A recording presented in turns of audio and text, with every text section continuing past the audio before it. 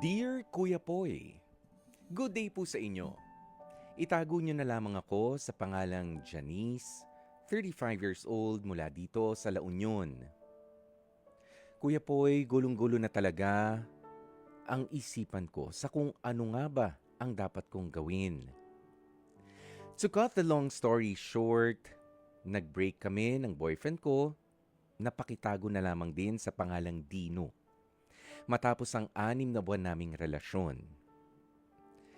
Recently lang ay nagkabalikan po ulit kami. Matapos ko siyang bigyan ng pagkakataon na magbago para sa aming relasyon dahil nga po nagkahiwalay kami noon nang ako ay lokohin niya. Pero sa period kung kailan binubuo ko palang ulit ang tiwala ko para kay Dino, sa isang hindi inaasahang pagkakataon, habang kinakalkal ko ang cellphone niya, ay nakita kong meron siyang ka-message na isang walker kung tawagin o yung bayarang babae. Feeling ko hindi natuloy yung transaction nila dahil hindi niya na-replyan yung babaeng yun. I confronted him about it. Pero sinabi niya na curious lang daw siya sa babaeng yon at never niya raw gagawin yon dahil sa takot niyang magkasakit. Sa sobrang pagtataka ko at pagkagulat, Kuya Poy, ay dinownload ko rin yung Telegram app kung saan nga ay nakita ko sa phone niya habang tulog siya yung impormasyon na yon. Laking gulat ko sa mga sumunod na tagpo.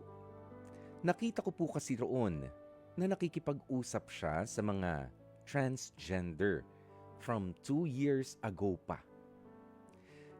Nakita ko rin sa Facebook groups niya, nakasali pala siya sa mga GC ng mga nagpapa-walk. Ngayon, feeling ko hindi ko talaga kilala ng lubusan ang boyfriend kong si Dino. Wala siyang ginagawa na anything mula nung naging kami ulit at pinagbigyan ko siyang bumalik. Pero dahil nga po sa nalaman ko, naging worried din ako na baka may nakahahawang sakit na siya, katulad ng HIV or worse, AIDS. Ano po ba ang dapat kong gawin? Sinabihan ko po siya na magpa-HIV test at willing naman po siya. At sobra po akong nai-stress sa mga oras na ito. Kasi, Kuya Poy, pumayag siya na magpa-test. Ibig sabihin ba nun, malinis siya? O ibig sabihin nun, ay gusto niya ring malaman kung nahawahan nga ba siya? Dapat antayin ko ang resulta bago ko ipagpatuloy ang relasyon ko sa kanya. Ang kaso, hindi ko talaga maiwasan na mandiri kay Dino nang dahil sa nangyari. Pasensya na po sa ganitong klase ng pag-uugali na meron ako. Sadyang natatakot lang yata ako. At the same time, hindi ko talaga matanggap na hindi ko pala talaga lubusang kilala si Dino. Umaasa po ako sa payong maibibigay ng inyong programa sa kagaya kong litong-lito.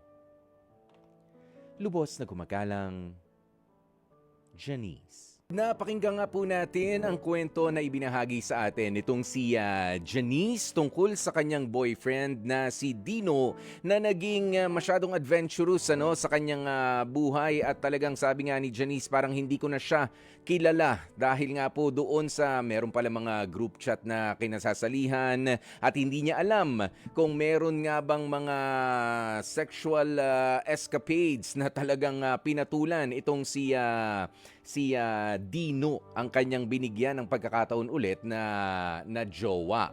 Pero ganito, Janice, sagana na binigyan mo na nga ng pagkakataon itong si Dino na makapasok ulit sa relationship with you, hintayin mo na yung resulta. Pumayag pala siya eh. 'Di ba? Pumayag na siya na magpa-HIV test. Hintayin mo na. Ngayon, yung tanong mo na pumayag po siya, ibig sabihin po ba nun malinis siya Or dalawa lagi malinis siya o gusto niya rin talagang ma-check kung nadumihan nga siya or nahawa siya. Ah, yun yung resulta na kailangan nating hintayin pare-pareho. Kasi nga nangyari na yung hindi dapat na nangyari. Yes, nakakatakot, oo, nakakadiri, o kung ano pa mang description ang masasabi mo doon sa tingin mo ngayon dyan sa boyfriend mong si Dino. Pero dahil nga binigyan mo siya ng pagkakataon, ikaw rin yung nagbibigay sa kanya ng extra push sa ngayon, inspirasyon para magbago.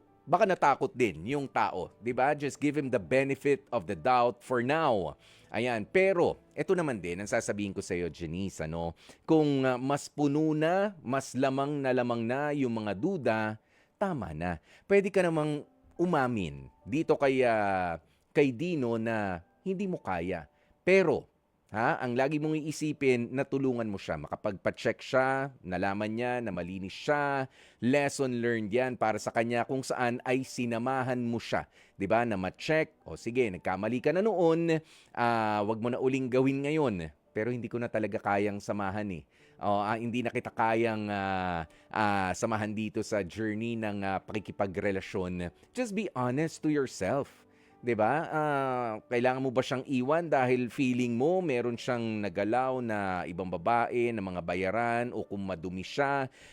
Hindi 'yon yung question, yung tiwala, 'di ba? Yung katapatan. Kung hindi mo pa carry talaga sa ngayon, lesson learned yan sa kanya at leksyon din naman yan para sa iyo, Janice. Okay? Kaya wag kang matakot na umatras kung sakasakali na hindi mo talaga kaya na samahan siya all the way doon sa hanggang sa dulo ng kanyang pagbabago. Dahil ang tao, nandyan ka, wala ka, in a relationship yan o single, kapag ka ginusto talagang baguhin yung kanyang mga maling pamamaraan sa buhay, magbabago at magbabago yan. Okay? Ayan, kaya hopefully, kung hindi ka man, hindi mo na masamahan itong si Dino, okay, bilang girlfriend, let's just hope for the best na siya naman ay samahan niya ang sarili niya and ipag-pray natin na gumawa na siya ng better decisions sa mga susunod para sa future niya na kasama ka or hindi na. 'Di ba? At least naging mabuting kaibigan ka pa rin dito sa boyfriend mong si Dino. At dyan na rin natin tatapusin ang ating Dear Kuya Poy. Mga kapatid, dito tayo sa totoo. Dito na tayo sa True FM. Mag-subscribe at mag-follow na sa social media accounts at True Network PH sa FB, Instagram, X na dating Twitter, YouTube, TikTok, and podcasts.